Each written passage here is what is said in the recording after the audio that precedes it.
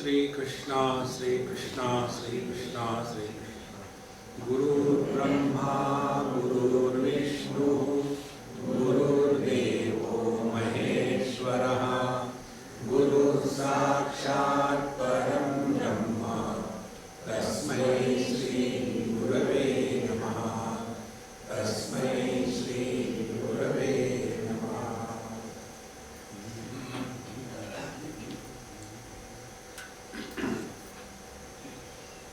जब हम अपने स्वरूप में निष्ठा प्राप्त कर लेते हैं, माने जो तीन आत्माओं की बात हमने समझी है, एक तो बाह्यात्मा स्थूल देह, दूसरा सूक्ष्म देह जिसको जीवात्मा कह लो, तो देहात्मा, जीवात्मा और परमात्मा। इसमें देहात्मा भाव से रहना माने इस स्थूल जगत को सत्य मान करके यहाँ की लाभ हानि, दोस्त दुश्मन, अपना पराया, सुख दुख इत्यादि को सत्य मान करके पूरा जीवन इसी में बिताना, ये हो गया देहात्म भाव का अर्थ। फिर जीवात्म भाव का अर्थ है कि हमको कुछ करना है, कुछ पाना है, कुछ खोना है, हमने कुछ अच्छा किया, हमने कुछ बुरा किया। इस प्रकार से कर्तृत्वाभिमान से प्रभावित होकर के अपने अंतःकरण पर अनेक प्रकार के संस्कारों का निर्माण करके उन्हीं संस्कारों के बोझे के नीचे दबे रहना, ये हो गया जीवात्म भाव। इन दोनों में ही पूरा जीवन नष्ट हो जाता है। अब उसके बाद आती है तीसरी बात, जो परमात्मा है। तो साधु संत इस परमात्मा में रहते हैं। परमात्मा में रहते माने परमात्मा से अलग होकर के नहीं, परमात्मा स्वरूप रहते हैं। और इसीलिए उनके जीवन का सौंदर्य क्या है कि स्वात्मनैव सदा तुष्टः स्वयं सर्वात्मना स्थितः। वो अपने जीवन में कृतकृत्यता का अनुभव करते हैं। उनके जीवन में ना कुछ लाभ है, ना कुछ हानि है, ना कुछ अच्छा है, ना कुछ बुरा है, ना कोई दोस्त है, ना कोई दुश्मन है, ना कुछ अपना है, ना कुछ पराया है। इस प्रकार से इनका जीवन शरीरी अपि अशरीरी एषः। दिखने के लिए हमको तो वह सामान्य व्यक्ति के जैसा ही लगता है कि खाते हैं, पीते हैं, बैठते हैं, लेकिन वो इस शरीर के साथ तादात्म्य करके कभी नहीं रहते। उसके पश्चात नित्य तृप्तः, जीवन में कृतकृत्यता आ गई और कुछ प्राप्त नहीं करना है। और ऐसा व्यक्ति कुर्वन् अपि अकुर्वाणः, उनके माध्यम से प्रकट होने वाले जो कर्म दिखते हैं वो कर्म होते नहीं। देखो, कर्म का प्रभाव अंतःकरण पर पड़ा तो वो कर्म है, और कर्म का प्रभाव अंतःकरण पर नहीं पड़ा तो वो क्रिया है। क्रिया का फल नहीं होता, कर्म का फल होता है। इसके पश्चात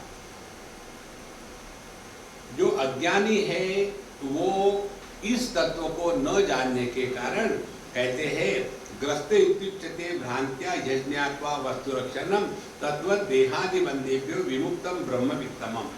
जैसे सूर्य तो नहीं ढका जाता बादलों से, लेकिन अज्ञानी कहते हैं कि सूर्य बादलों से ढक गया है। इसी प्रकार से इसी देह के माध्यम से प्रकट होते हुए भी ब्रह्मविद पुरुष जो है इस देह की जो परिचिन्नता है इसके द्वारा कभी प्रभावित नहीं होते।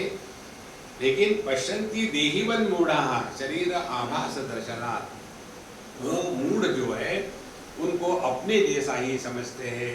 असल में उनकी स्थिति क्या है, जैसे सांप की जो चमड़ी निकल गई है उसमें हवा जाने के बाद ऐसे लगता है कि वो सांप ही है, हिल रहा है, लेकिन नहीं, उसमें आत्मभाव नहीं है। जैसे सांप को आप छेड़ो तो आपको काटने को दौड़ेगा, लेकिन वो जो सांप की जो चमड़ी निकली हुई है उसको छेड़ो तो वो आपको काटने को नहीं दौड़ेगी। इसी प्रकार से जीवन मुक्त पुरुष जो है, हमारे लिए तो ऐसे ही लगता है कि वो भी काम कर्म और अचीवमेंट, फेल्यूर, सक्सेस सब में बड़े मस्त हो गए हैं, लेकिन उनका उनके स्वरूप पर कोई प्रभाव नहीं होता। जैसे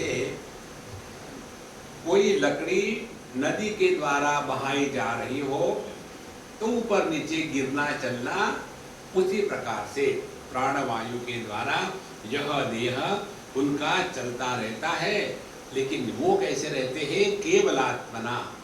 केवलात्मना माने परमात्मा स्वरूप से ही रहते हैं। यहाँ तक हमने कल देखा था। इसमें जो मुख्य बात है, लक्ष्य लक्ष्य गतिम त्यक्त्वा यत्तिष्ठेत केवलात्मना। लक्ष्य अलक्ष्य गतिम त्यक्त्वा, जीवन में कुछ प्राप्त करना है या जो प्राप्त है उसकी रक्षा करना है।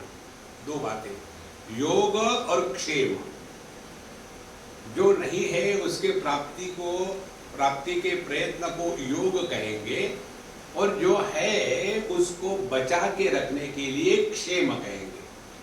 तो हम लोगों का पूरा जीवन योग क्षेम में ही लगा हुआ है। ये चाहिए, वो चाहिए, फिर उसके लिए प्रयत्न करो, कर्म करो, या ये नहीं चाहिए, वो नहीं चाहिए तो उससे बचने के लिए प्रयत्न करो, या जो कुछ हमारे पास है उसको संभाल के रखना है तो उसकी रक्षा के लिए प्रयत्न करो। इस प्रकार से यदि हमारे जीवन में योग क्षेम की चिंता है तो हम तत्व से बहुत दूर हैं। देखो, साधु संतों के और हमारे जीवन में यही फर्क है। हम अपनी साधना करने की जिम्मेदारी भगवान पर छोड़ देते हैं और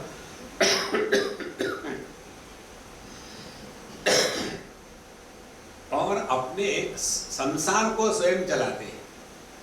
साधु संत जो है अपनी साधना स्वयं करते हैं और संसार को भगवान पर छोड़ देते हैं। इसीलिए अनन्या चिंतयन्तो माम ये जना पर्युपासते तेषां नित्याभियुक्तानां योगक्षेमं वहाम्यहम्। तो जिन्होंने अपने मन को मुझ में पूरी तरह से लगा दिया है, उनका योगक्षेम मैं वहन करता हूँ। इसीलिए उनको ना कुछ पाना है ना कुछ खोना है। शिव एव स्वयं साक्षात् अयं ब्रह्मविदुत्तमः जीवन्नेव सदा मुक्तः कृतार्थो ब्रह्मवित्तमः। शिव एव स्वयं साक्षात् अयं ब्रह्मविद उत्तमः। देखो, ब्रह्मविद उत्तमः का तात्पर्य क्या हो गया? एक तो है ब्रह्मविद, माने जिसने वेगली जाना है, हाँ कोई भगवान नाम की वस्तु है। दूसरे ने उसके बारे में अध्ययन किया है, सत्संग में गया है और अब वो दूसरों को लेक्चर झाड़ सकता है। तो पहले हो गया ब्रह्मविद, दूसरा हो गया ब्रह्मवित्तर, और तीसरा है जिसने इस ज्ञान को अपने जीवन में उतार करके जो अब देहात्म भाव और जीवात्म भाव इन दोनों से मुक्त होकर के परमात्मा स्वरूप से जी रहा है, उसको कहते हैं ब्रह्मवित्तमः। देखो, सुपरलेटिव डिग्री। तो शिव एव स्वयं साक्षात, तो यह ऐसा जो संत महात्मा है यह साक्षात परमात्मा है। अब ध्यान से सुनो। कई बार हम लोगों के मन में ये प्रश्न आता होगा और इसका निर्णय हमने पंचदशी के अध्ययन में किया है, लेकिन भगवान की कृपा से आप उसको भूल गए होंगे, तो मैं आपको शॉर्ट में रिमाइंड करा देता हूँ। साधना के दो पक्ष है, एक है ज्ञान साधना और दूसरी है तपस्या स्वरूप साधना। तपस्या का फल सिद्धियां है, ज्ञान का फल सिद्धि नहीं है। तो जिन्होंने केवल ज्ञान के ही मार्ग पर अपने आप को रखा है, वो कभी भी सिद्धियों का प्रदर्शन या सिद्धियों की बात या उनका समर्थन नहीं करेंगे, भले उनके माध्यम से हो रहा हो। देखो, उदाहरण लो अपने भगवान रमण महर्षि का। उनके जीवन में कितने लोग आए और हर एक को भिन्न भिन्न उपलब्धियों का अनुभव रहा है। तो ये सिद्धियां उनमें थी, लेकिन उन्होंने कभी भी इन सिद्धियों की ना तो जिक्र करी है, ना तो उसको बताया है, ना तो उसको महात्म्य दिया है। कारण क्या है? जो ज्ञान के मार्ग पर चलते हैं उनको यदि जगत को त्यागना है और सिद्धियां करके इसी में फंस जाता है। इसीलिए तपस्या करे, लेकिन यस्य ज्ञानमयं तपः, तपस्या ज्ञानमय होती है। कौन सी तपस्या है? फिर भगवान रमण महर्षि अहमपेतकम निज विभानकम महदिदम तपो रमणवाग्यम, अपने इस मैं को समाप्त करके परमात्मा को अपने माध्यम से प्रकट होने के लिए मौका देना, उसको कहते हैं सबसे बड़ी तपस्या। तपस्या में क्या होता है? किसी वस्तु का त्याग होता है। जैसे एक आदमी दो पैर पर खड़ा है 5 मिनट के लिए, तो तपस्या थोड़ी है वो। फिर एक आदमी 2 पैर पर खड़ा है 5 मिनट के लिए नहीं, 12 साल तक, अरे बाप रे, बैठता नहीं। फिर सोता कैसा है? ऐसे ही किसी पेड़ के ऊपर में या लकड़ी का टी बना लिया, उसके ऊपर में हाथ डाल दिया, जैसे no as it is acting Jesus, सिर्फ कीले नहीं ढोके ऊपर जाते। क्यों भाई? तपस्वी है, बैठते नहीं नीचे। तपस्या के द्वारा हम बहुत ही एकाग्र हो जाते हैं, और ये एकाग्रता होती है जिद्दी के रूप में। देखो, जो व्यक्ति जिद्दी होता है ना, वो प्रकृति का गुलाम होता है, प्रकृति के परे नहीं जाता। अब आप लोगों का उदाहरण दे दो, जो व्यक्ति परफेक्शनिस्ट होते हैं वो इतने जिद्दी होते हैं कि जैसा चाहिए वैसा ही होना चाहिए, थोड़ा इधर उधर कुछ हो गया तो उनको आग लग जाती है। देखो, तो यह जो तपस्या है इसमें एकाग्रता आ जाती है, लेकिन इसके द्वारा नुकसान होता है। यह एकाग्रता जगत के बारे में, स्वरूप के बारे में सावधानी नहीं है, उसमें मैं जो कहता हूं वही होना चाहिए। देखो, इसीलिए ये जो प्रकृति के स्तर पर होने वाली तपस्या है, ये तपस्या बंधन कारक बनती है। कारण इसमें द्वैत बना रहता है, और आप देखेंगे ये तपस्वी जो होते हैं उनसे लोग डरते हैं। क्यों डरते हैं? पता नहीं कोई शाप दे देगा। देखो, ये जो शाप देने वाले महात्मा है ना, मोबाइल शॉपिंग सेंटर, इसको शाप दे दिया, उसको शाप दे दिया, तो ऐसा नहीं करता। ठीक है, तो भूखा मरेगा, और वो मर भी जाता है, तो अगले बाप रे इससे दूर हो, ठीक है। ये कोई अध्यात्म है। इसीलिए जो ज्ञान का मार्ग है, इसमें सिद्धियां होते हुए भी उसका महात्म्य नहीं होता। लेकिन हमको यही लगता है कि ये महात्मा है, तो फिर जैसे हमको कई जगह लोग मिलते हैं, स्वामी जी आप हाथ देखते हैं क्या? तो मैं देखते नहीं, दिखाते हैं। दिखा दूं? नहीं तो आप हमारी कुंडली देखो, कुंडली में देखो क्या है। अरे तुम्हारी शादी हो ही नहीं सकती। क्यों महाराज? नहीं हो सकती, स्पष्ट लिखा है। कैसे? जीवन में सुखी हो। तुम्हारा पूरा जीवन सुखमय है, तो शादी कैसे? देखो, ये अध्यात्म नहीं है। इसीलिए कहते हैं कि शिव एव स्वयं साक्षात अयम ब्रह्म विदुत्तमः, जिसने अपने स्वरूप को पहचाना है वही परमात्मा स्वरूप है। इसीलिए ज्ञान और तपस्या, इन दोनों के द्वारा मोक्ष और सिद्धियां प्राप्त होती है। जिन्होंने दोनों किया है अपने जीवन में, जैसे भगवान वेदव्यास, तो उनके पास दोनों बातें थी, सिद्धियां भी थी और ज्ञान भी था।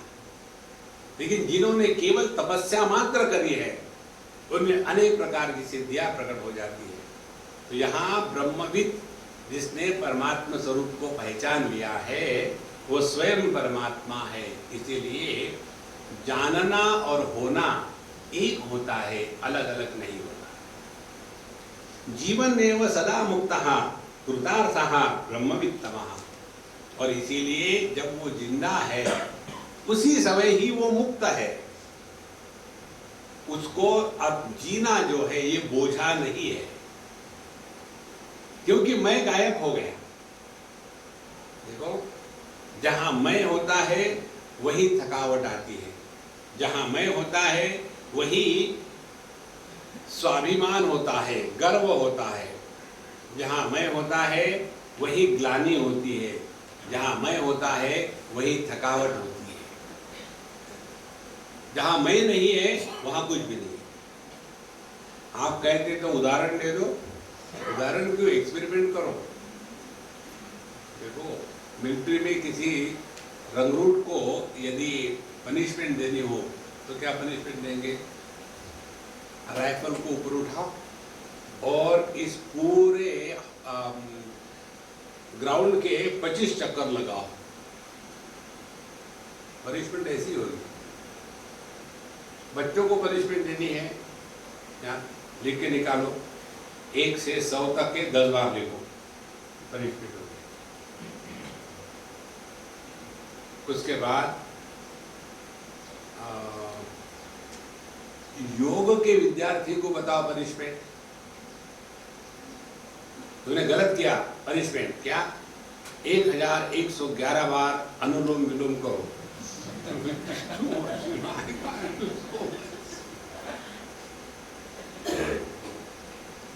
अच्छा, 1000 नहीं, बहुत ज्यादा हो जाए।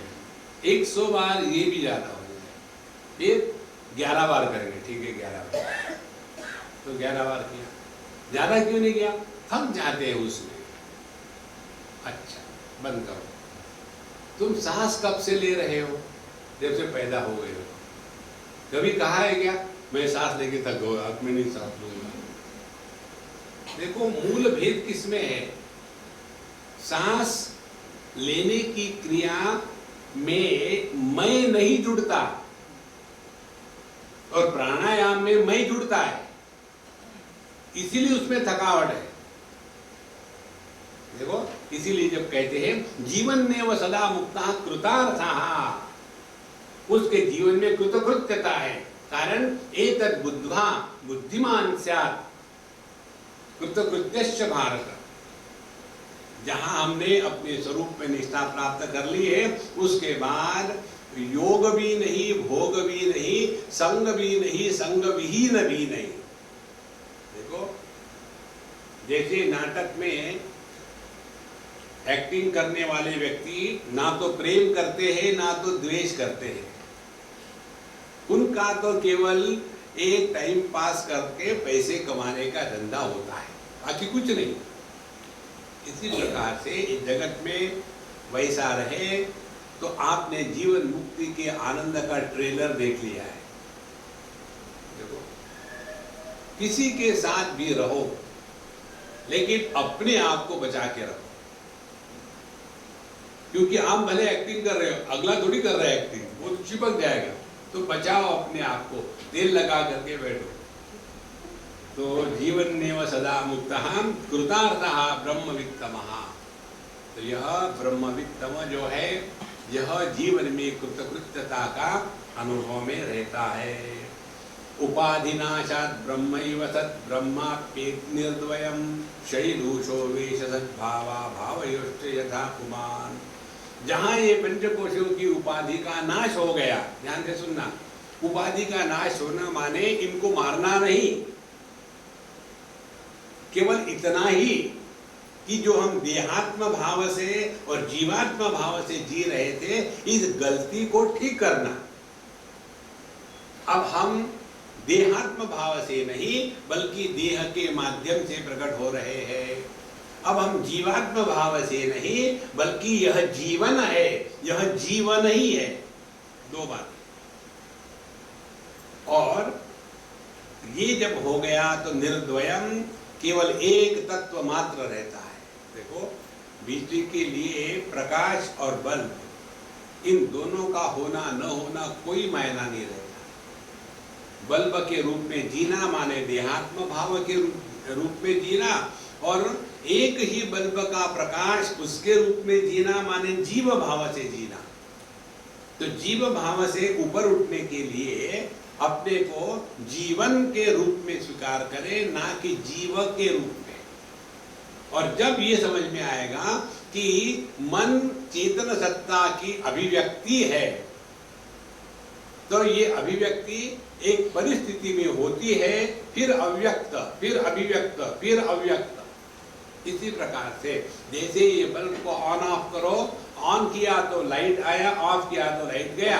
तो जैसे ये लाइट आता जाता है, और जब लाइट आया तो सब दिखा, लाइट गया तो कुछ नहीं दिखा। इसी प्रकार से मन प्रकट हुआ तो दुनिया प्रकट हो गई, मन ऑफ हो गया, दुनिया गायब हो गई। देखो संतो, यहां व्यक्तित्व को कोई महत्व नहीं है, और इसको यदि हम अभिव्यक्ति के रूप में रखें तो जगत का नाटक चलने दो, अपने को क्या फर्क पड़ता है। जैसे इस बल्ब के प्रकाश को क्या फर्क पड़ता है कि डिस्को है कि डिस्कोर्स है या कुछ भी नहीं है, इट मेक्स नो डिफरेंस। इस प्रकार से यह जो ब्रह्मवित्तम है, यह उपाधि नाशात, माने इन उपाधियों का साथ यदि छोड़ दिया जाए तादात्म्य, तो ब्रह्म है ही। उदाहरण देते हैं शैलूषः, शैलूष माने एक्टर। एक्टर जब अपना मेकअप चढ़ाता है या उतारता है, दोनों ही परिस्थिति में वो एक्टर ही है, वास्तविक वो कोई कैरेक्टर नहीं है। देखो, इसलिए हमको इस जगत में साधना करनी है, इसका यही अर्थ है। एकदम इसी में लगे रहो मुन्ना भाई, सीरियस मत होना किसी भी वस्तु को लेकर के, व्यक्ति को लेकर। एक एक क्षण हमारा इतना सूक्ष्मता से जिए कि उसमें परिपूर्णता आ जाए, लेकिन उसके कोई भी संस्कार निर्माण न हो रहे। देखो, सबसे बढ़िया उदाहरण यही हो सकता है कि अच्छा खासा दर्पण हो, और दर्पण के सामने यदि हमारे जैसे बुढ़ाऊ भूषण पहुंचे तो दर्पण नहीं कहेगा अरे हट कब से खड़ा है। और उधर से यदि कोई विश्व सुंदरी आ गई और वो जा रही थी, थोड़ी देर रुक जाओ ना, थोड़ी देर और 10 मिनट नहीं, केवल प्रकाशन हो रहा है। जिसको प्रकाशित किया जा रहा है, जिसको प्रतिबिंबित किया जा रहा है, वह प्रतिबिंब दर्पण को प्रभाव में नहीं डालता। अब देखो जरा सूक्ष्मता से चिंतन करो, जो हम एक दूसरे को देखते हैं आंखों के माध्यम से, तो हम प्रतिबिंब को देख रहे हैं, वस्तु को नहीं देख रहे हैं, वस्तु के प्रतिबिंब को। तो जैसे, ध्यान से सुनना, जैसे अपने लैपटॉप में डाटा हो तो उसका वजन नहीं बढ़ता, उसको डिलीट करें तो वजन नहीं घटता, क्योंकि डाटा नाम की कोई वस्तु है ही नहीं, वो केवल प्रतिबिंब मात्र है, वर्चुअल रियलिटी। इसी प्रकार से इस संपूर्ण विश्व का दर्शन ज्ञान हमको केवल प्रतिबिंबात्मक हो रहा है। तो जैसे अग्नि का प्रतिबिंब दर्पण को जलाता नहीं, पानी का प्रतिबिंब दर्पण को गीला नहीं करता, इसी प्रकार से यह जगत का प्रतिबिंब इस चेतन सत्ता को प्रभावित नहीं करता।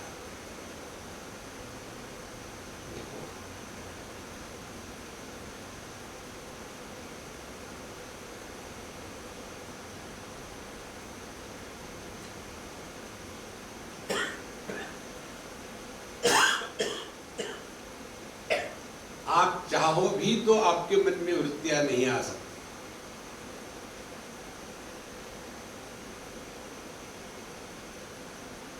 वृत्तियां माने क्या? ऐसी कल्पना करो कि दर्पण में आपका प्रतिबिंब है और आप दर्पण के प्रतिबिंब के तरफ देख रहे हो, और समझो आपके अपने दांत देखने हैं तो दांत देख रहे हो ये करके, और कल्पना करो वो प्रतिबिंब ने आपको कहा क्या दांत निकालता है, तो कैसे होगा? वैसा ही दुनिया का अनुभव है। किसी ने कहा कि तुम विश्व सुंदरी हो, कुदरत प्रतिबिंब कह रहा है। देखो संतो, इसीलिए शैलूषवत् तथा एव ब्रह्मवित् श्रेष्ठः सदा ब्रह्मैव नापरः। इसी प्रकार से ब्रह्मवित् श्रेष्ठः, जो तत्व को जान करके उसका अनुभव नित्य निरंतर इसी अनुभव में जो रहते हैं वो ब्रह्मवित् श्रेष्ठः सदा ब्रह्म एव न अपरः। ऐसे नहीं कि लेक्चर देते समय ब्रह्म, लेक्चर के बाद ब्रह्म। देखो, ये अनुभूति प्रारंभ नहीं होती और इसका अंत नहीं होता। देखो, इसीलिए भगवान शंकराचार्य जो कहते हैं ना, यस्य ब्रह्मणि रमते चित्तम नंदति नंदति नंदति एव। फिर उसके जगत का जो भी पार्टिसिपेशन है, इन्वॉल्वमेंट है, ये केवल नाटक है, झूठ मूठ का है। देखो संतो, और जो किसी से भी जगत में जुड़ा हुआ नहीं है वही सबसे जुड़ा हुआ है। जैसे कोई व्यक्ति केवल पूर्व दिशा के साथ जुड़ा है, we are not westerners, we are easterners. तो क्या ईस्ट में सूर्यास्त नहीं होता? क्या वेस्ट में सूर्योदय नहीं होता? ये तो केवल कहने की बात है, इसका कोई मतलब नहीं है। देखो, no Indian plane should cross over the Pakistani air space. अब पृथ्वी गोल है और घूम रही है, तो ये पाकिस्तानी स्पेस है। तो जब पृथ्वी घूम रही है तो स्पेस भी घूम रही है कि उसके साथ। ये सब हो रहा है स्पेस में, स्पेस किसी की नहीं होती। इसी प्रकार से चेतन सत्ता में यह संपूर्ण प्रतीत हो रहा है।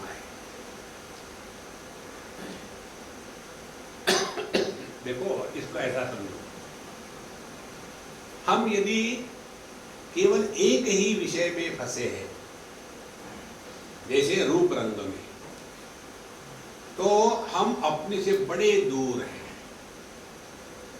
यदि दो विषयों में फंसे हैं तो और दूर है, 5 विषयों में फंसे हैं तो और दूर है। ये विषय आता है योग वशिष्ठ में और विवेक चूड़ामणि में। 5 प्रकार के प्राणी होते हैं जो एक एक इंद्रिय का गुलाम होने के कारण अपने मृत्यु को पा लेते हैं। कुरंग मातंग पतंग मीन, वहां बताते हैं कि जैसे उदाहरण के लिए हिरण शब्दों का बड़ा ही गुलाम है। तो ये हिरण को मारने वाले लोग क्या करते हैं, कहीं संगीत या डमरू या डम बजाना शुरू कर देते हैं। जैसे आवाज सुनता है वह स्थिर हो जाता है,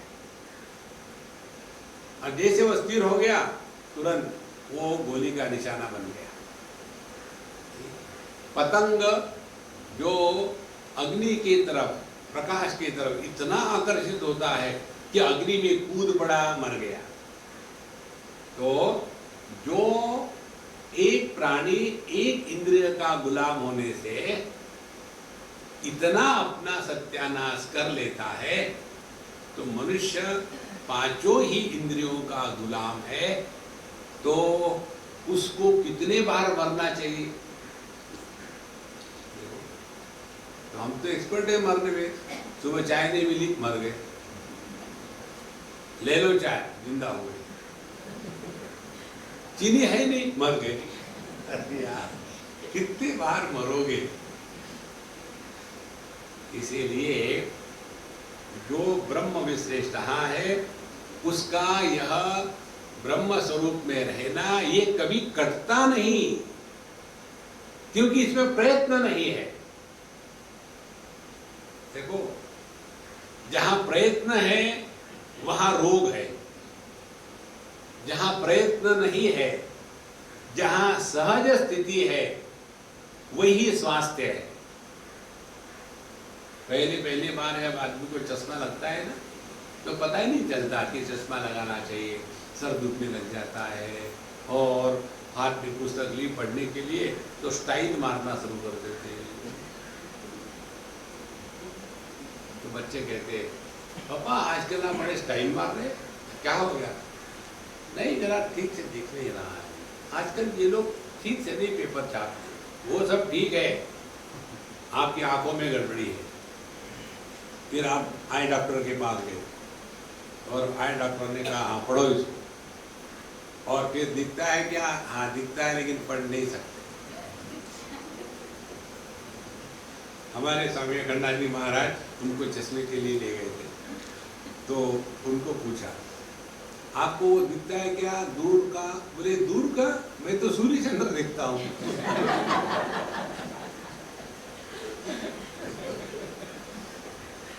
तो हमको जहां आंखों में गड़बड़ी आ गई तो विषयों का दिखना ठीक से नहीं होता। इसी प्रकार से ज्ञान में गड़बड़ी आ गई तो उसके अनुसार दर्शन होता है। तो जब सत्संग में है तब सब ठीक है, सत्संग के बाहर गए, चप्पल जूते के साथ डिब्बी खोली, तंबाकू निकाली,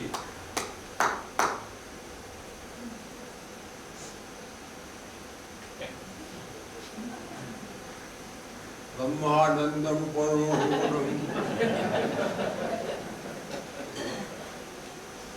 बस उसके सिवा आगे कुछ है ही नहीं, बस उसी में आ गए। इसलिए ब्रह्मविद श्रेष्ठ सदा ब्रह्म एव, इसमें कोई भी खोट नहीं होती। तो तथैव ब्रह्मविद श्रेष्ठ सदा ब्रह्मैव नापरः घटे नष्टे यथा व्योम व्योमैव भवति स्वयं। अब देखो, यह ज्ञानी पुरुष हमेशा ब्रह्म रूप ही है, इसका अर्थ समझाने के लिए उन्होंने कुछ उदाहरण दिए। जैसे कोई एक मटका ले लो, उस मटके के अंदर का जो आकाश है उसको घटाकाश कहेंगे। तो यह घटाकाश महाकाश है, ये जानने के लिए, समझने के लिए उस घट को तोड़ने की आवश्यकता है क्या? देखो, ये बड़ा सूक्ष्म उदाहरण है।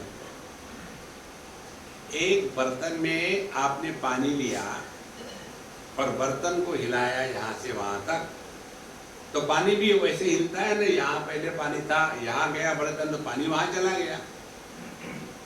एक उदाहरण। दूसरा, उसमें कुछ भी नहीं है, केवल खाली बर्तन है, लेकिन आकाश तो है ना, आकाश है। ध्यान से सुनना, यदि बर्तन को हमने एक स्थान से दूसरे स्थान पर ले गए तो क्या उस बर्तन में जो आकाश है वो आकाश बर्तन के साथ साथ घूमता है क्या इधर उधर? करो चिंतन,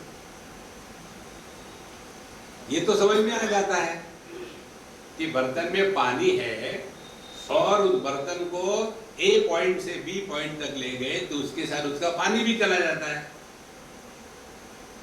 यदि ऐसी पानी की स्थिति है और यदि बर्तन में दूसरी कोई वस्तु ना हो, फिर भी आकाश तो होगा ही। तो जब उस बर्तन को हम हिलाते हैं एक स्थान से दूसरे स्थान तक, तब क्या वो घटाकाश वो भी मुंह होता है क्या?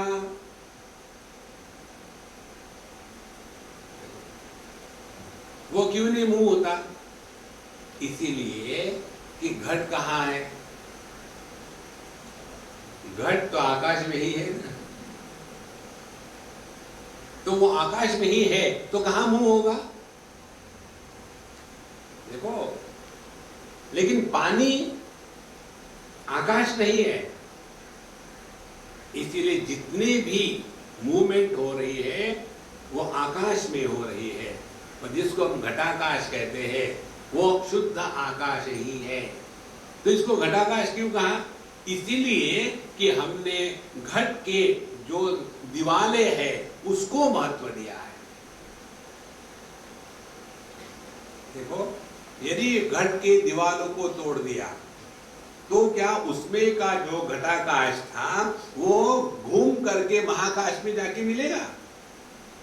तो उसी समय भी महाकाश ही है। इसी प्रकार से हम जो ये भ्रांति में है घटाकाश के जैसे, हम देह के अंदर है और बाहर दुनिया है। जब ये अंदर बाहर का चक्कर खत्म हो जाता है उसी समय ब्रह्मैव सन् ब्रह्मविद् भवति। और ये अंदर बाहर की भ्रांति निर्माण करने वाला कौन है? देहात्म भाव। गहरी नींद में देह के साथ तादात्म्य नहीं होता, इसलिए वहां अंदर बाहर की भ्रांति नहीं होती। इसीलिए गहरी नींद में हम कमरे के अंदर है कि बाहर है, गहरी नींद में हम भारत में है कि भारत के बाहर है। देखो, गहरी नींद में हम 2012 में है या 1947 में है। देश काल वस्तु अंदर बाहर सब कुछ गायब हो जाता है, कारण देहात्म भाव की निवृत्ति हो गई। ध्यान से सुनना, टेम्पररीली अज्ञान के प्रभाव में आकर जब हम देहात्म भाव का त्याग करते हैं तो उस गहरी नींद में कितना आनंद होता है। यही बात यदि समझदारी के साथ 24/7 रही तो उसको कहते हैं जीवन मुक्ति का आनंद। देखो सबको, तो गहरी नींद में रहने वाला आदमी जब खर्राटे मारता है तो उसको शर्म थोड़ी आती है। लोग क्या कहेंगे, कहाँ है लोग? गहरी नींद में अन्य कोई है ही नहीं ना, लोग हो ही नहीं सकते कोई, और होगे भी तो मैं थोड़ी खर्राटे मार रहा हूं, क्योंकि वहां मैं नहीं है। इसका जितना आप सूक्ष्मता से चिंतन करो तब पता चलेगा, घटे नष्टे यथा व्योम व्योमैव भवति स्वयं। तो जहां यह घट टूटा तो जो घटाकाश था वो महाकाश हो गया। इसका तात्पर्य ये नहीं निकालना है कि घट को तोड़ने की आवश्यकता है, ये केवल समझदारी का मामला है। देखो, अब इसको आप अपने घर के उदाहरणों से ले लो। आकाश ने घट की उपाधि धारण करी, एक घट की उपाधि, तो जीवन घटाकाशवन, ये दूसरा घट डाल दिया उसमें, तो G2, ये तीसरा घट डाल दिया तो G3। तो क्या ये अनेक हो गए? आकाश अनेक नहीं हुआ। ये उपाधि के कारण एक ही आकाश को अनेक के रूप में कहा जा रहा है। अब इस उदाहरण को आपके जीवन में उतारो। ये उदाहरण हमने आपको 1000 बार दिया है, लेकिन मुझे पूरा विश्वास है अभी वो उदाहरण ही अभी उतरा नहीं। देखो, जैसे पिता की उपाधि को धारण किया तो हम पुत्र बन गए, और पत्नी की उपाधि को धारण कर लिया तो पति बन गए, पुत्र की उपाधि को धारण कर लिया तो पिता बन गए। तो एक ही आदमी उपाधियों के कारण तीन बना है ना, और दुखी कौन होता है? ये औपाधिक व्यक्तित्व दुखी होता है। अब इसमें क्या करना है मुझे बताओ। करना कुछ नहीं है, केवल इतना ही समझना है कि हम जिसके सामने है हमको वो रोल प्ले करना है। देखो, पिताजी के सामने हो तो डांट खाने को तैयार रहना है, पुत्र के सामने हो तो पापा आपको कुछ समझ में ही नहीं आता, ये सुनने को तैयार रहना है। पत्नी के सामने रहना है तो mouthshut.com। एक्चुअली ओरिजिनली ये है mouthshut.com।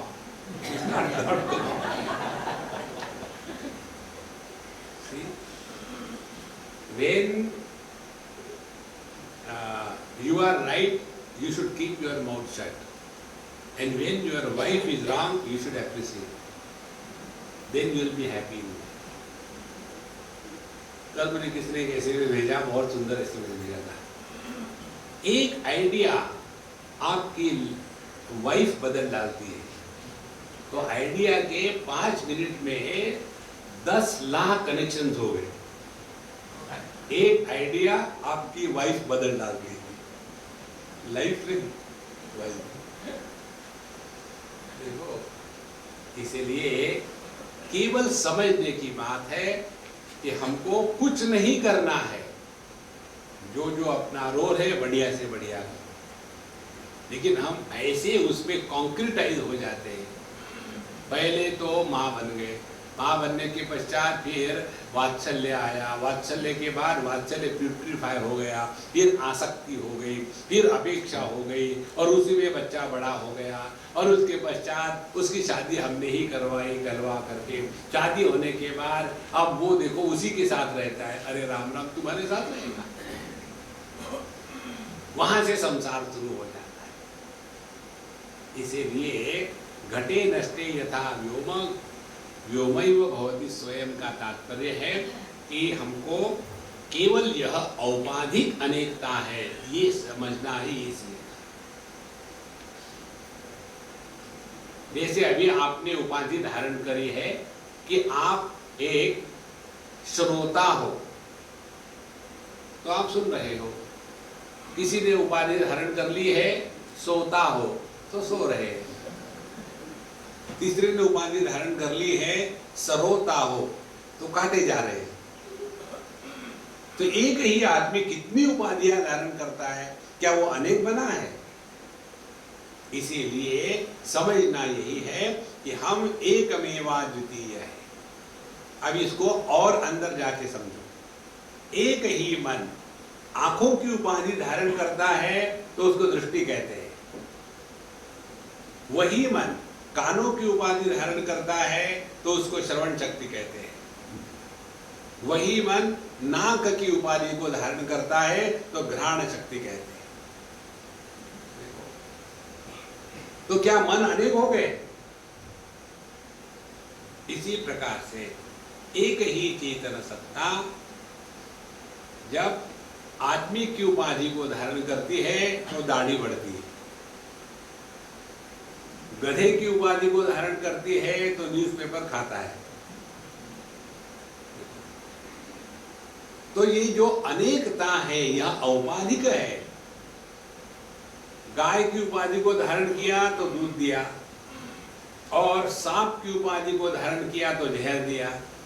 तो क्या हम ये कहेंगे कि आदमी के माध्यम से प्रकट होने वाली चेतन सत्ता मैस्कुलिन है, गधे के माध्यम से प्रकट होने वाली चेतन सत्ता बेवकूफ है, और गाय के माध्यम से प्रकट होने वाली चेतन सत्ता पौष्टिक है, और सांप के माध्यम से प्रकट होने वाली चेतन सत्ता जहरीली है?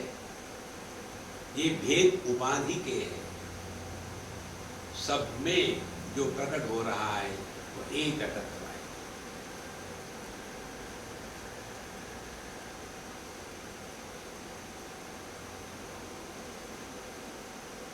करना कुछ भी नहीं,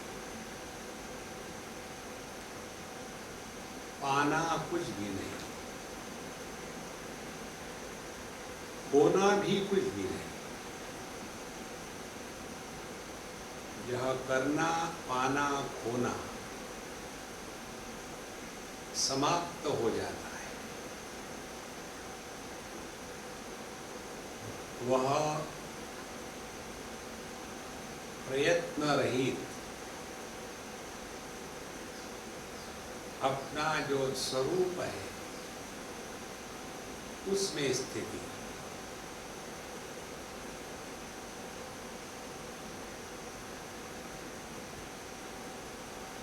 संसारी लोग क्यों सोते हैं और ज्ञानी लोग क्यों नहीं सोते? संसारी लोग इसलिए सोते हैं कि थक जाते हैं। क्यों थक जाते हैं? कि मैं कर रहा हूं, मैं कर रहा हूं, मैं कर रहा हूं। ज्ञानी लोग जीवन में थकते क्यों नहीं? क्योंकि मैं कर रहा हूं ये भाव उनमें नहीं होता। नैव किंचित करोमीति युक्तो मन्येत तत्त्ववित्। जो तत्वविद है, जो स्वरूप में निष्ठावान है, उसका यही है, नैव किंचित करोमीति। पश्यन् शृण्वन् स्पृशन् जिघ्रन् अश्नन् अश्चन् स्वपन् स्वशन् प्रलपन् विसृजन् गृह्णन् उन्मिषन् निविशन्नपि। इंद्रिय अपने अपने व्यापार कर रहे, इंद्रियाणि इंद्रियार्थेषु वर्तन्ते इति धारयन्। तो आंखें देख रही है, हाथ पकड़ रहा है, पैर चल रहे हैं, अपने को इससे कुछ लेना देना नहीं। माने हमारी स्थिति कैसी होगी? दर्पण तुल्य। आप रोज दिन में कम से कम 365 बार तो दर्पण में देखते होंगे। एक बार हम अभी जब कहाँ थे अपने मालसर के कैंप में, तो प्रश्नोत्तरी का हमको इंटरेस्ट होता नहीं, फिर भी खींच के ले ही जाते, तो 2 मिनट में प्रश्नोत्तरी खत्म हो गई। एक ने पूछा, स्वामी जी आपको मेरे घर की बातें इतनी डिटेल में कैसे पता चली? जो जो आपने उदाहरण दिए वो सब मेरे घर में घट रहे थे, बताइए कैसे पता चली? अब उसका उत्तर हमने दे दिया, प्रोफेशनल सीक्रेट्स। अब तुमको बता दो, तुम बाबा जी बन जाओगे, फिर मैं क्या करूँगी? इसीलिए इन सब बातों से हमको उपरत होना है, कुछ भी नहीं करना है, केवल सावधान रहना है। सावधानी से रहना वाले जैसे दर्पण सावधान रहता है, हर एक को प्रतिबिंबित करने के लिए हमेशा तैयार है, लेकिन किसी भी प्रतिबिंब के द्वारा कभी भी प्रभावित नहीं होता। देखो दक्षिणामूर्ति स्तोत्र का जो पहला श्लोक है ना, विश्वं दर्पण दृश्यमान नगरी तुल्यं निजांतर्गतम पश्यन्नात्मनि मायया बहिरिवोद्भूतं यथा निद्रया यस्साक्षात् कुरुते प्रबोध समये स्वात्मानमेवाद्वयम् तस्मै श्री गुरुमूर्तये नमः इदं श्री दक्षिणामूर्तये। इस श्लोक के अनेक प्रकार के अर्थ आपको कमेंट्रीज में मिलेंगे। हमको जो सूझा वो ये है कि इसमें जो वर्णन हो रहा है, ये वर्णन जो प्रतिबिंब है उसका वर्णन नहीं है, वर्णन है इस दर्पण के पृष्ठभाग का। देखो, और क्या वर्णन है? वर्णन यही है, जब हमारा ध्यान प्रतिबिंब की तरफ रहेगा तो इस मंत्र का इंटरप्रिटेशन कैसे करते हैं महात्मा लोग? देखो, यदि आप दाहिने हाथ से ब्रश कर रहे हो तो प्रतिबिंब में आपको दिखेगा कि आप बाएं हाथ से कर रहे हो। यदि आपने गर्दन दाहिने को घुमाई तो उसमें दिखेगा कि आपने बाएं को घुमाई। तो सब उल्टा है, ऐसा इसका इंटरप्रिटेशन करते हैं, लेकिन ये नहीं है। Is called as lateral inversion. That is not the criteria.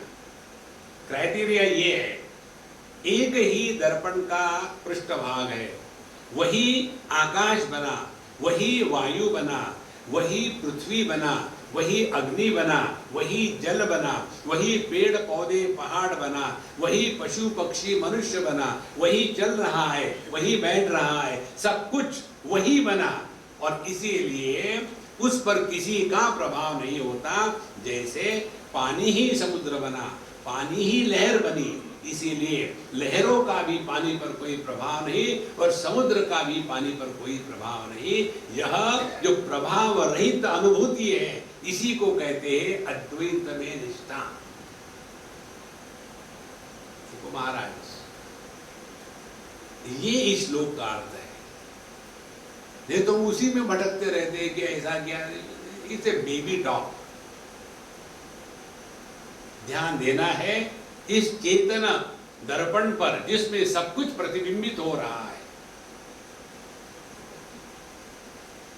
इसलिए घटे नष्टे यथा व्योमो व्योमैव भवति स्वयं तथैव तथा एव उपाधि विलये ब्रह्मैव ब्रह्मवित् स्वयं क्षीरं क्षीरे यथा क्षिप्तं तैलं तैले जलं जले।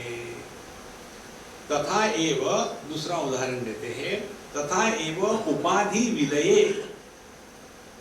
और यदि हमने इस देह में रहते हुए ही अपने स्वरूप को पहचान लिया है, तो क्या देह का नाश होने के बाद फिर भ्रांति हो सकती है? देखो, इसीलिए दो स्थितियां है। जो जीवन मुक्त है वो हमेशा मुक्त, उसके लिए विदेह मुक्ति ये कहना भी गलत है। तो तथा एव उपाधि विलय, और जब यह पंचकोशों की उपाधि जब विलय हो जाती है, नाश हो जाती है, ब्रह्मैव ब्रह्मवित् स्वयं, माने वो ब्रह्म बना नहीं, वो ब्रह्म ही था और ब्रह्म ही रहा। उदाहरण देते हैं, क्षीरम क्षीरे, जैसे आपने दूध में दूध को डाल दिया तो कैसे अलग नहीं कर सकते, या क्षिप्तम तैलम तैले, यानी तेल में फिर तेल डाल दिया तो उसको आप अलग अलग नहीं कर सकते। और जलम जले, पानी में पानी को डाल दिया तो कैसे एक हो जाता है, वैसे ही यह आकाश घट की उपाधि के कारण अनेक कहे गए थे, लेकिन है एक ही। पानी उनको दो बर्तनों में कहा इसलिए दो पानी कहा, लेकिन है एक ही। इसी प्रकार से औपाधिक अनेकता, जब उपाधि का नाश हो जाता है तो वह एकत्व को प्रकट करने में मदद करती है। संयुक्तमेकताम याति तथात्मन्नि आत्मविन्मुनिः एवं विदेह कैवल्यम सन्मात्रत्वम खंडितम। ये दो उदाहरण जो दिए हैं, एक दिया है आकाश का, घटाकाश और महाकाश, और दूसरे उदाहरण दिए है पानी पानी में, तेल तेल में और दूध दूध में। इसका तात्पर्य क्या है? संयुक्तम एकताम याति, तो ये जैसे दो इकट्ठे हो गए, दो पानी, तो कैसे एक हो जाते हैं, इसमें इतना भी कोई चक्कर नहीं है। इतनी आसानी से हम अपने स्वरूप में सहज निष्ठा प्राप्त कर लेते हैं। देखो, आप अपनी आंखें खोल करके बैकड्रॉप देखो। अब आंखों को आपने बंद कर लिया तो कौन से कष्ट हुए? तो जैसे आंखों को बंद कर लिया तो जो प्रतिबिंबित वस्तु दिख रही थी वो तो चली गई, लेकिन जो मन इस आंखों के माध्यम से दृष्टि के रूप में प्रकट हो रहा था वो तो ज्यों का त्यों है। अब इस मन को पहचानने के लिए क्या प्राणायाम करोगे, क्या दान धर्म करोगे, कि गंगा जी में नहाओगे? देखो, आंखें खोलो, दृष्टि जो है ये मन की आंखों से अभिव्यक्ति है। आंखें बंद करी तो मन ज्यों का त्यों है ना, ज्ञान कहाँ नष्ट हुआ है? इसी प्रकार से यह मन जब गहरी नींद की अवस्था में सो जाता है, फिर भी हम तो रहते हैं ना। किसी को अपने अभाव का अनुभव नहीं आता, इसी को पहचानना मात्र है। यदि हमने वस्तुओं को महात्म्य दिया तो अपने से दूर भटके, इंद्रियों को महात्म्य दिया तो थोड़े कम दूर भटके, मन को महात्म्य दिया तो थोड़े और कम दूर भटके। और जहां हमने अपने मन के परे चले गए, यतो वाचो निवर्तन्ते अप्राप्य मनसा सह, वहां हम अपने स्वरूप में निष्ठावान हो गए। और यह अपना जो होना है यह प्रमाण निरपेक्ष है, किसी भी प्रमाण की आवश्यकता नहीं है। देखो, जगत के वस्तुओं के ज्ञान के लिए प्रत्यक्ष प्रमाण की आवश्यकता है। उसके बाद जो हमारे सुख दुख के अनुभव है वो मन के माध्यम से होते हैं। तो जगत के रूप रंग इत्यादि का ज्ञान इंद्रियों के माध्यम से, सुख दुख का ज्ञान मन के माध्यम से, कंसेप्चुअल अंडरस्टैंडिंग बुद्धि के माध्यम से, और नींद का सुख का अनुभव स्मृति के माध्यम से। लेकिन जो अपना होना है उसमें ना तो इंद्रिय है, ना तो मन है, ना तो बुद्धि है, क्योंकि अपना जो स्वरूप है वो ना तो विषय है, ना तो कोई भावना है, ना तो कोई कंसेप्ट है। और इसीलिए यह प्रमाण निरपेक्ष अनुभूति है। तो संयुक्तमेकताम याति तथा आत्मनि आत्मविन् मुनि। तो यह जो मुनि है, मननशील है, जिसने अपने स्वरूप को पहचान लिया है, वो अपने पास मानो लौट के वापस आ जाता है। और जब हम अपने पास लौट के वापस आते हैं ना, तभी शांति मिलती है। बाहर आप कितने भी भटको। एक बार एक ने हमको पूछा, स्वामी जी आप इतना पूरा वर्ल्ड में घूमते रहते हो, आपको सबसे बढ़िया स्थान कौन सा लगा? हमने कहा मैं बताऊंगा लेकिन तुम स्वीकार नहीं करोगी। नहीं नहीं नहीं बताओ। हमने कहा तुम्हारा दिल। नहीं वो तो ठीक है समझ, अब तुम्हारा दिल मेरा दिल अलग थोड़ी है। देखो, जो सबका दिल है वो परमात्मा है। दिल माने ना जो ब्लडी ऑर्गन। देखो, तो असली सुख हमको तभी प्राप्त होता है जब हम अपने स्वरूप में वापस लौट के आते हैं। और वहां अन्य नहीं, अपूर्णता नहीं, प्रत्यक्ष नहीं, परोक्षता नहीं, चार बातें नहीं। अन्य नहीं इसीलिए इच्छा नहीं, अपूर्णता नहीं इसीलिए देह का भाव नहीं, परोक्षता नहीं इसलिए जगत का अभाव, प्रत्यक्षता नहीं इसलिए जगत का अभाव है, और परिपूर्णता है इसलिए अपरोक्षता है। यह जो अपना स्वरूप है, इसको पहचानने के लिए बाहर कुछ भी नहीं करना है। ये जो करने का रोग हो जाता है ना आदमी को, मुझे ये करना है, मुझे वो करना है, इसी रोग के कारण हम अपने से दूर भटकते हैं। देखो, जहां आपने कुछ भी किया तो कैसे पता चलेगा कि आपने कुछ किया? आपके अंतःकरण पर खरोच आ गई।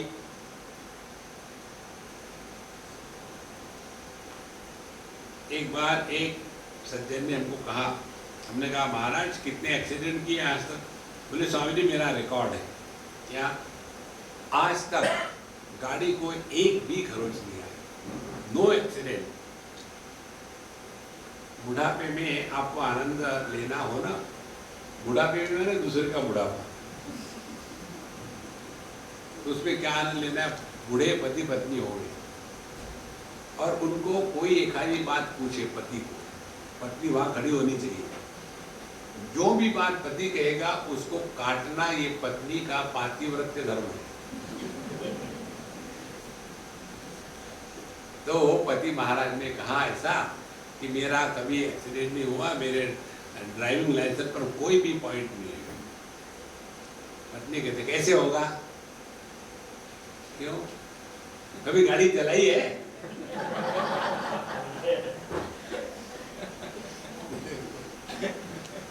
इसी प्रकार से हम रहेंगे बिल्कुल बैठ करके गुफा में, किसी से बात नहीं करेंगे, क्रोध नहीं आता है, काम नहीं आता है, एनेस्थीसिया में भी नहीं आता।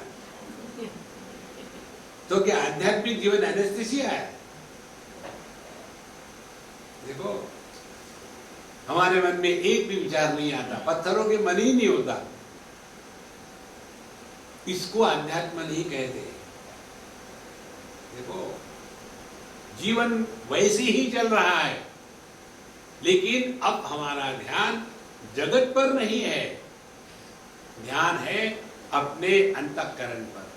जगत में व्यवहार करते समय अंतःकरण पर एक भी खरोच ना आवे। इसलिए जीवन का प्रत्येक अनुभव जो है वो आपकी समाधि है, वो आपकी आध्यात्मिक परीक्षा है। देखो, जैसे एक माँ ने कहा मुझे, स्वामी जी मेरा छोटू जो है ना अपने क्लास में क्लास 1 में फर्स्ट आया। तो लड़के को मैंने पूछा, भाई तुम्हारे क्लास में कितने बच्चे हैं? मैं अकेला हूँ स्वामी जी। अब अकेला हो तो दूसरा कैसा आएगा? इसी प्रकार से मुझे किसी भी चीज का गुस्सा नहीं आता, क्यों? मैं कहीं जाता ही नहीं। जगत में रहो, धक्के खाओ, फिर भी अपने मन के संतुलन को नहीं बिगाड़ना है, तब साधना होगी। यही तो करते हैं ना महात्मा लोग, चले जाते हैं तपस्या करने के लिए, पहाड़ों में चले गए, हिमालय में जाए तपस्या। अब तपस्या क्या है? Invited problems. ठंड है, हम गर्म कपड़े नहीं पहने, क्या तपस्या?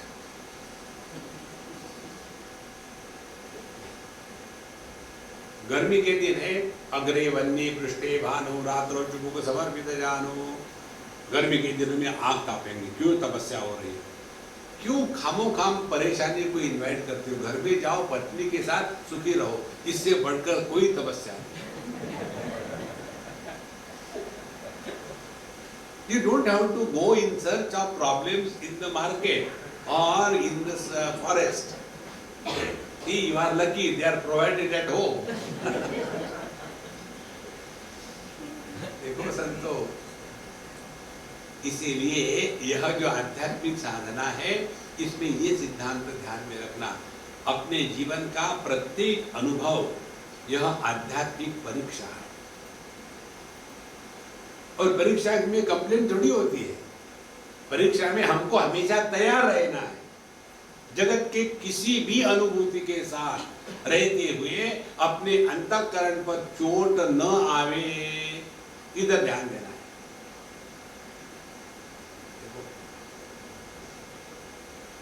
खूब गाड़ी को घुमाना है बंबई में, लेकिन गाड़ी को कहीं भी इतनी भी खरोच ना आवे, तब आप गाड़ी चलाना जानते हैं। और गाड़ी जब चलाना नहीं जानते, तब अपने ही गैराज में से गाड़ी निकालते समय ठोक दी। इसीलिए अध्यात्म का तात्पर्य ये है, संयुक्त एकताम याति तथा आत्मनि आत्मविन्मुनि ही, जो अपने स्वरूप में निष्ठा प्राप्त कर लिया है, अब उसका इस जगत से, इंद्रियों से, मन से, बुद्धि से कोई संबंध नहीं। भले इनके माध्यम से प्रकट हो रहे हो, लेकिन अब उनके गुलाम नहीं है। यह जो स्वातंत्र है, इस स्वातंत्र में जीना, इसी को कहते हैं आध्यात्मिक साधना। तो एवं विदेह कैवल्यम सन्मात्रत्वम अखंडितम, अब विदेह कैवल्य क्या है, ध्यान से सुनना।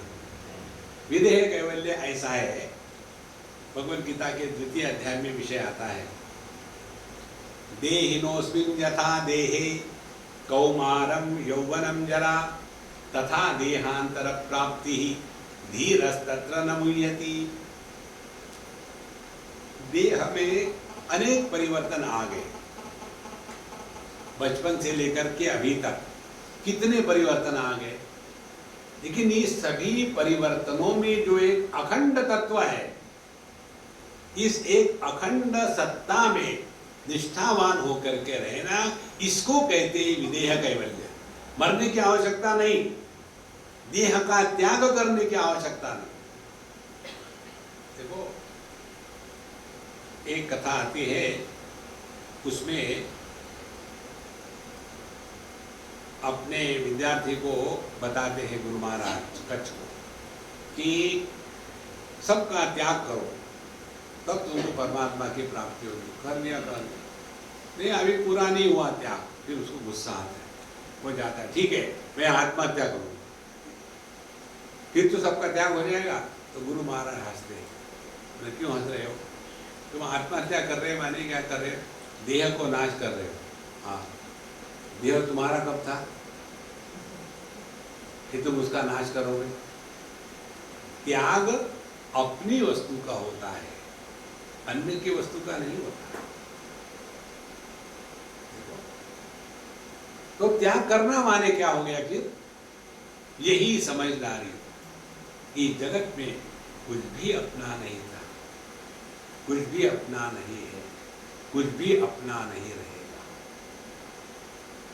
देखो इस समझदारी के साथ, जैसे बचपन देह का था, आके चला गया, जवानी देह की थी, आके चली गई, हम तो ज्यों के त्यों है, अखंड सन्मात्र। यह जो अखंड सत्ता है, इसमें निश्चित होकर के रहना, इसको कहते हैं विदेह कैवल्यम। देखो विदेह कैवल्यम का नॉर्मली अर्थ यही निकालते हैं कि फिर देह मरने के बाद, अरे मरता ही नहीं बाबा देह। देखो हमारे चौपाटी पे जितने भी यूपी के भैया लोग चाट की दुकान चलाते हैं ना, वो सभी के सभी ब्रह्मा जी के पुत्र हैं। उन्होंने ब्रह्मा जी से सीखा है, कहीं की ईट कहीं का रोड़ा, भानुमती ने कुंबा जोड़ा। इसी प्रकार से ये पंच महाभूतों को लेकर के ये देह बना है। अब जब देह जिसको मरता कहते हैं, ये पंच महाभूत अपने अपने कारण में लीन हो जाते, तो कौन मरा। देखो ये इसका आप हमेशा ध्यान रखना। ये जो माला पहनाते हैं ना महात्मा लोगों को, इसका अर्थ पता नहीं कैसा करते हैं, हमने इसका अर्थ ऐसा किया है। आपको माला पहना रहे, जो है ही नहीं, माला नाम की कोई वस्तु नहीं है, केवल अनेक फूलों को धागे के साथ एक रख करके एक ऐसी काल्पनिक चित्र बना दिया है। इसमें से धागा निकाल लो तो माला कहाँ गई। तो ये धागा भी माला नहीं है, फूल भी माला नहीं है। धागा और फूल जब फुलिशली इकट्ठे आ जाए तब संसार शुरू हो जाता है। देखो, और यदि आपके पास बहुत सारे फूल हो तो लंबी माला हो, उसी प्रकार से बहुत लंबा भूतकाल हो तो बड़ी लंबी फूलों की माला, बड़ा स्ट्रांग अहंकार, मैंने ये किया, मैंने वो किया, मैं ऐसा था, मैं वैसा था, तब भूतकाल का बोझा ढो रहे ये जी। देखो, और अब उल्टा जाओ, अनेक फूलों की लंबी माला, फूल की गिनती कम कर दो, पहले 100 है, फिर 50 कर दो, 40 कर दो, 20 कर दो, 10, 5, 4, जब एक फूल रहता है तब माला नहीं बनती। जब हम केवल आज के तारीख में है, बीता हुआ कल नहीं, आने वाला कल नहीं। तो वहां मैं पैदा ही नहीं होता, वहां केवल होता है, मैं नहीं। वहां केवल होना है, मैं नहीं।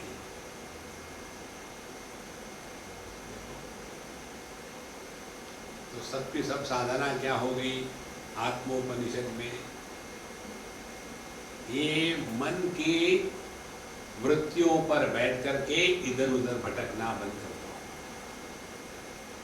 जहां है वही थे विले अनंते तैसे ची रहावे। हम तो उनके बनाए हुए पर इम्प्रूवमेंट करते हैं।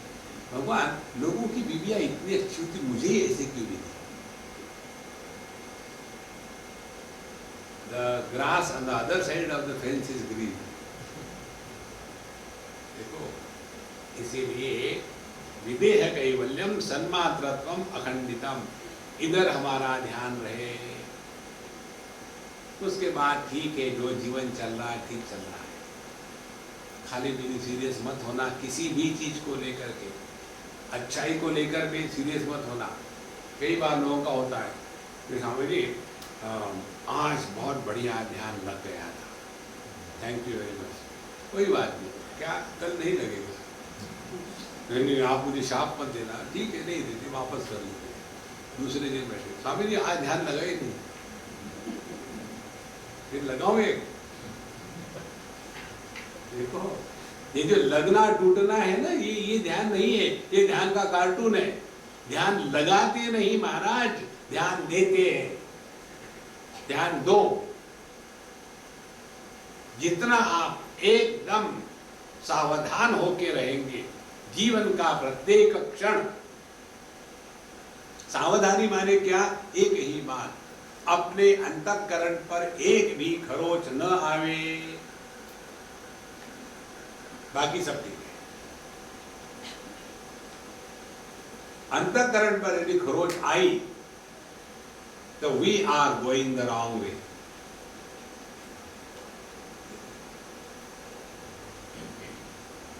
इसीलिए संतो, इस बाह्यात्मा और जीवात्मा, इन दोनों से उपरत होकर के अपने स्वरूप में निष्ठा में रहना, यही आध्यात्मिक साधना है। ओम पूर्णमदः पूर्णमिदं पूर्णात्